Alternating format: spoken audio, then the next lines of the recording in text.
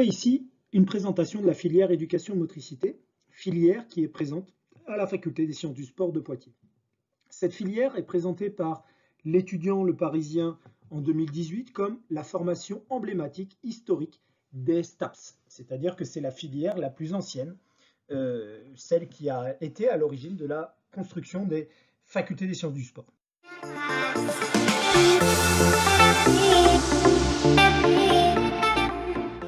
La filière éducation-motricité, c'est la filière qui va vous permettre d'accéder à la formation, à l'enseignement des activités physiques et sportives et d'expression en milieu éducatif dans un cadre scolaire ou associatif. En d'autres termes, cette filière éducation-motricité prépare au métier de l'enseignement.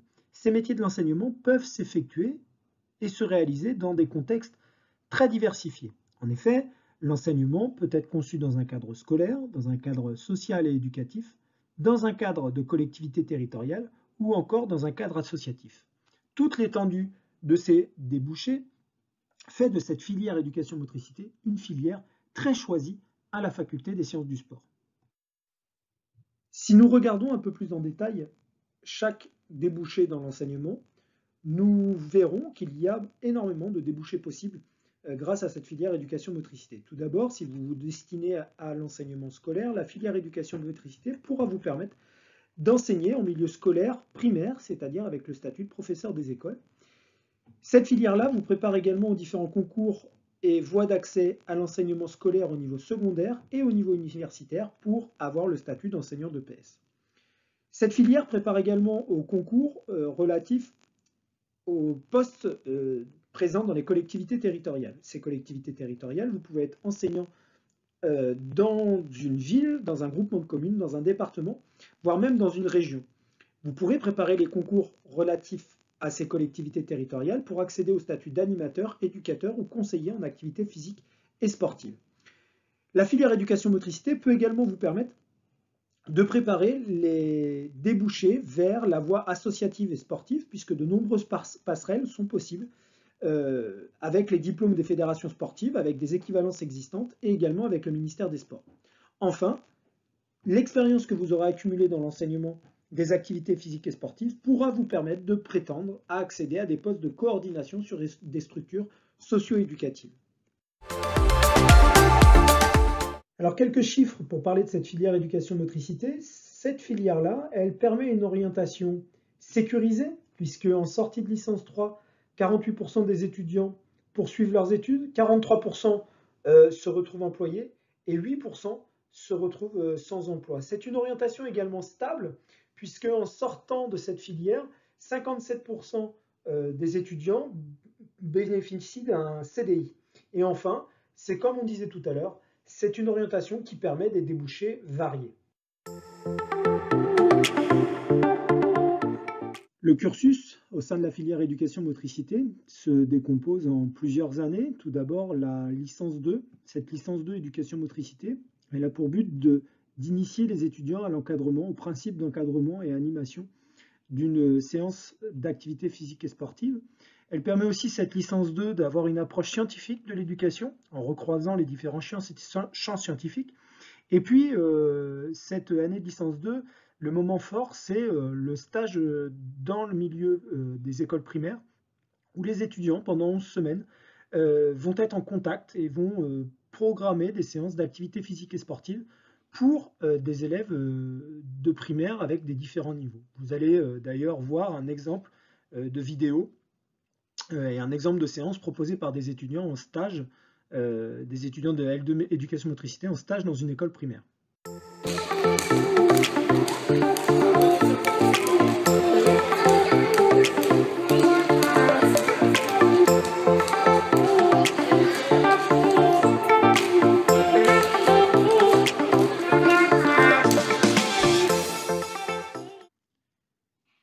La licence 3, elle, est plus destinée à la conception et à la réalisation et à la régulation de projets d'enseignement.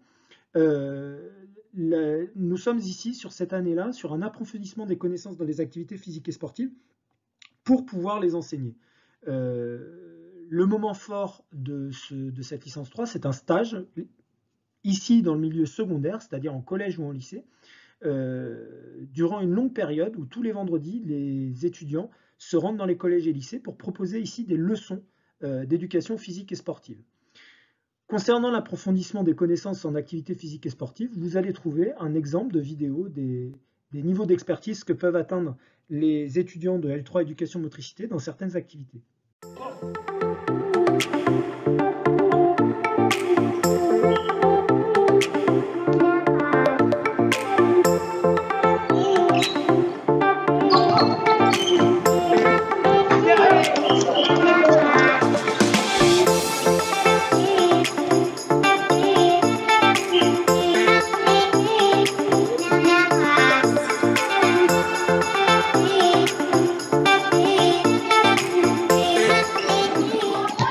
Le cursus peut se terminer par une année de master en fonction des voies d'accès choisies par l'étudiant.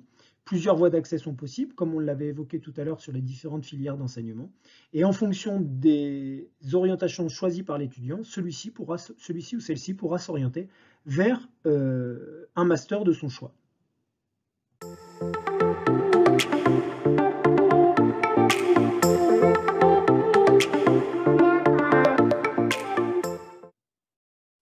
Bonjour, je suis Émile Bourgeois, je suis élève en L2 EM en STAPS durant l'année 2020-2021.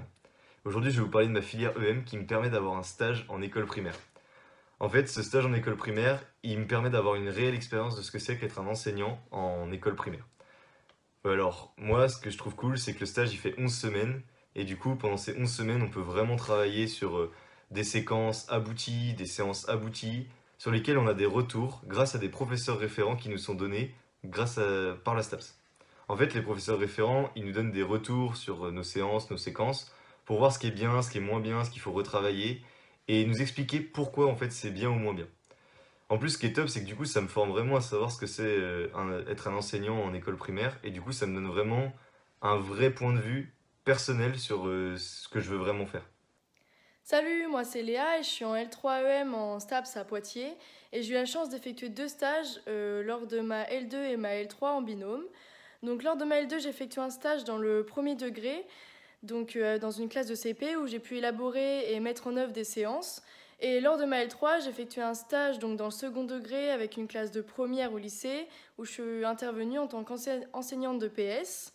Donc ces stages ils m'ont permis d'acquérir de réelles compétences d'enseignement et de confirmer mon projet professionnel. Et c'est une réelle étape pour ce projet. Donc je remercie la fac et les différents enseignants qui organisent ces stages parce que c'est très important pour notre formation. Bonjour, aujourd'hui je vais vous parler de la licence 3 en éducation et motricité. Donc l'essentiel à retenir, c'est que c'est une licence qui est exigeante, qui va vous demander une forte implication personnelle, mais que vous aurez des enseignants pour vous aider, pour vous soutenir, et surtout entre élèves, il y aura un soutien très important, notamment dans les travaux de groupe. Donc c'est surtout l'année en fait où vous allez pouvoir vivre une réelle expérience auprès des élèves.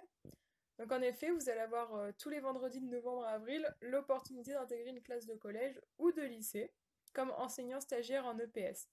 Donc avec l'appui de votre tuteur, vous allez créer des leçons, vous allez observer le déroulement de ces leçons et vous interviendrez vous-même auprès des élèves. Donc au-delà d'être dans une classe, ça va être aussi l'occasion de voir de plus près le fonctionnement d'un établissement scolaire. Et si vous appréciez être au contact des ados et si votre avenir c'est bel et bien dans cette filière. Voilà!